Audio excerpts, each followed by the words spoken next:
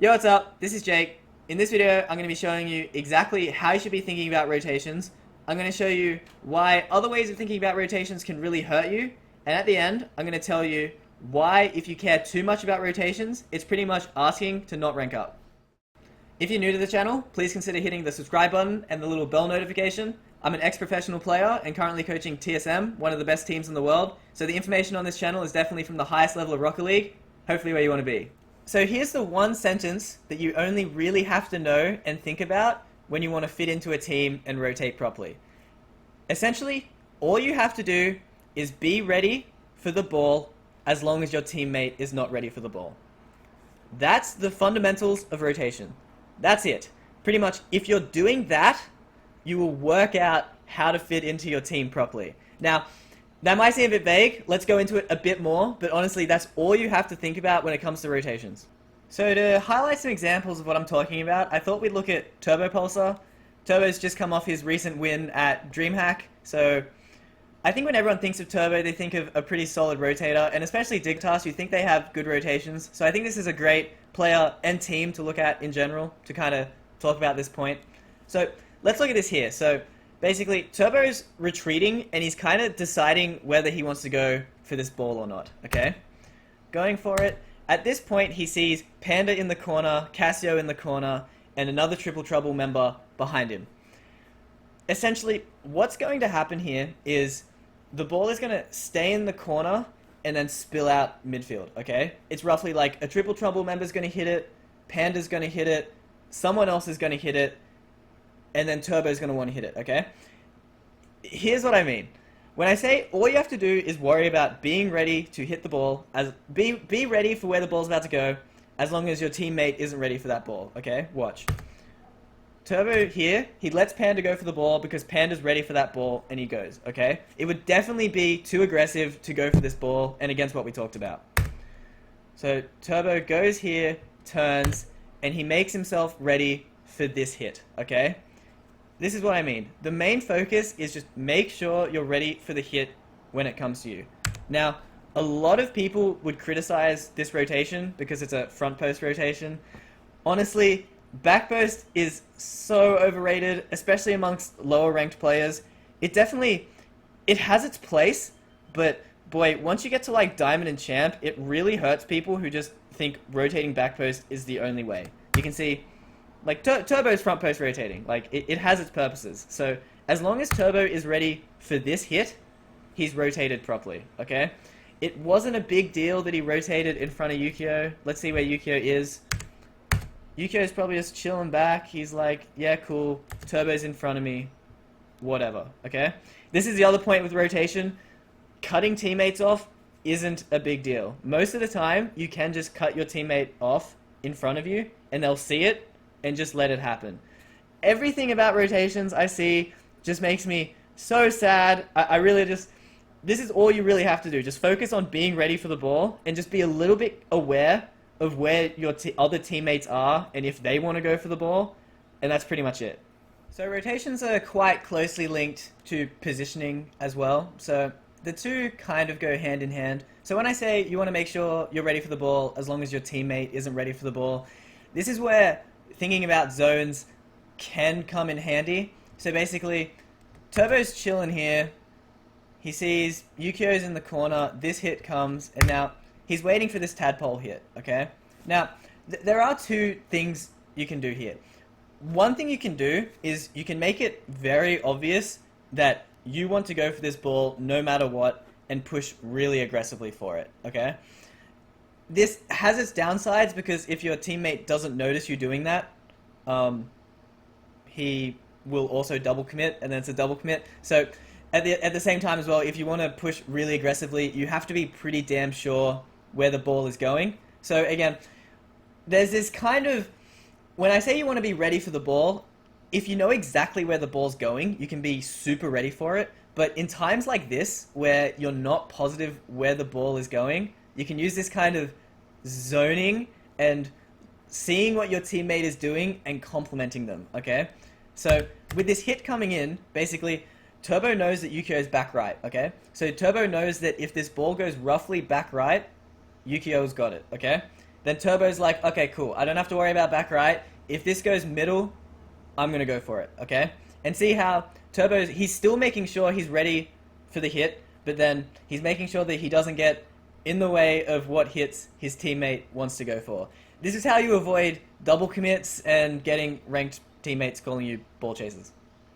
And I realized I forgot to play the clip, so they hit it to the back right and Turbo just chills like that. So you can see Turbo, he knows where his teammate is, he just lets it happen.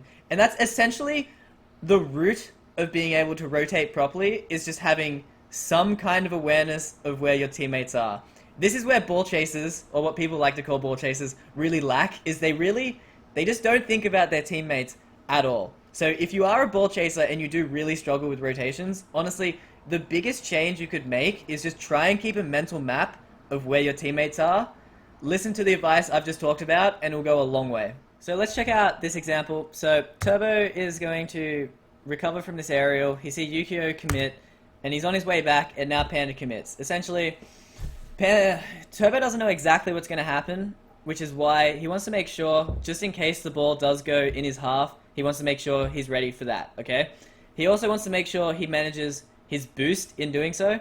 So he's going to push back like this and make sure he's ready to defend this hit now, okay? See how he's rotated in a way such that he's ready for the ball here, okay? If he wasn't ready to do something here with that hit, if he just like ran off to get big boost or was too aggressive for Panda's pass and then wasn't ready for this, that would have meant he didn't rotate properly, okay? So see how that works, where it's a lot about predicting where the ball's about to go, or just being ready for where the ball could go that could be dangerous, and just making sure you're ready for that, especially if a teammate isn't ready for that. So for the last clip, I want to show an example of when a back post rotation is appropriate, even though I do think back post is really overrated. It's definitely a video in itself, but here's a good time. So Turbo's on his way back, and basically both his teammates are in the corner. Back post is a great position because it pretty much lets you attack pretty much anything that comes out of the corner. And you don't want to get too close into the corner, because then you run into that problem of being ready for balls your teammates are ready for, and then that's just going to lead to double commits and just disaster. So Turbo's like, okay, cool, whatever. Both my teammates are in the corner. I'm just going to go back post. I'm here. I'm ready to go.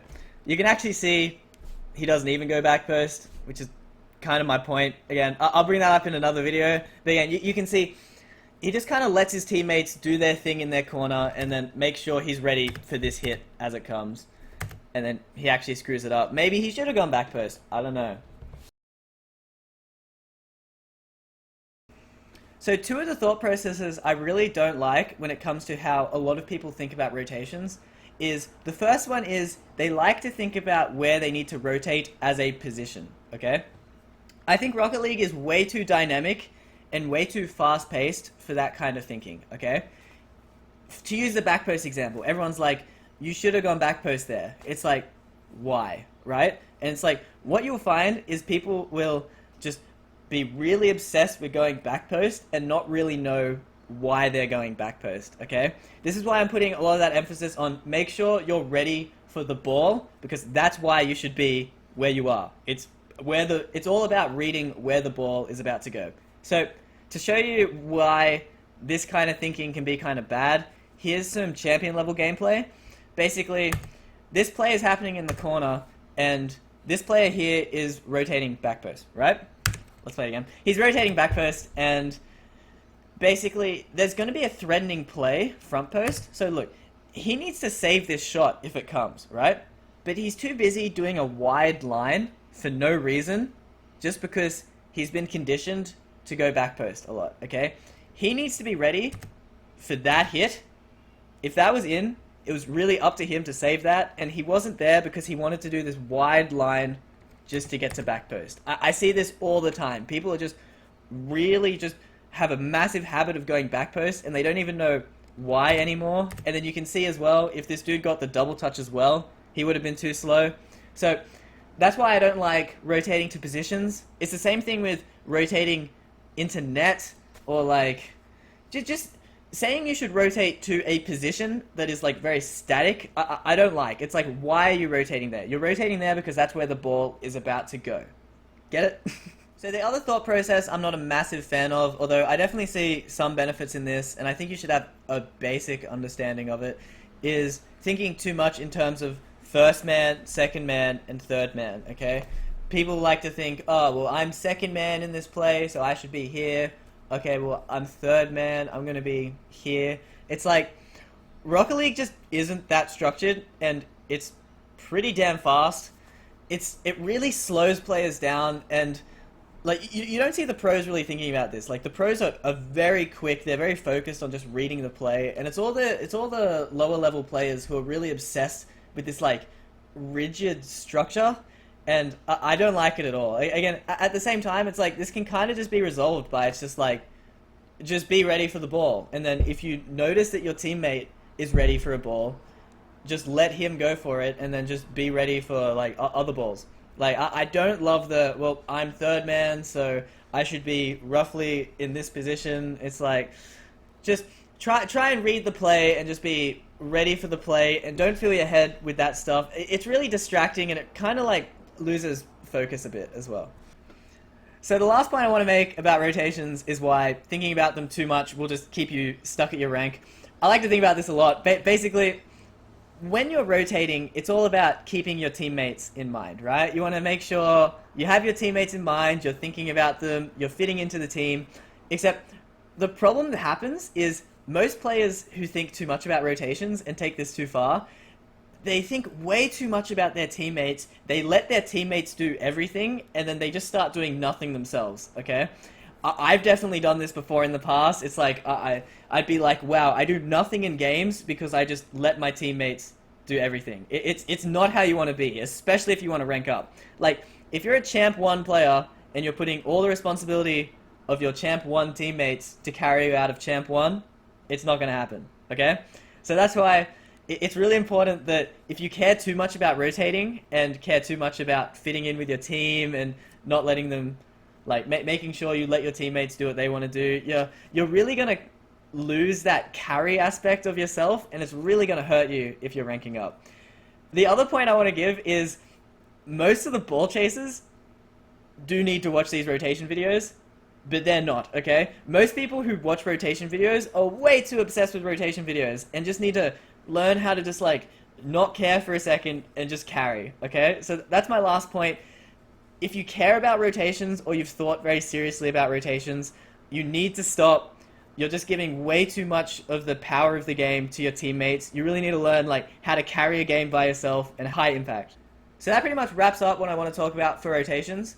Check out the link in the description. There'll be a survey there where you can fill in basically what problems you've been having in Rocket League, what rank you are, and I'll be responding personally to you, giving you some advice for how you can get over these issues and rank up. Other than that, leave a YouTube comment if anything in this video was confusing. It was a bit free flow, so I'll definitely be making more. Or just leave a nice comment. I do appreciate those. Other than that, thanks for watching.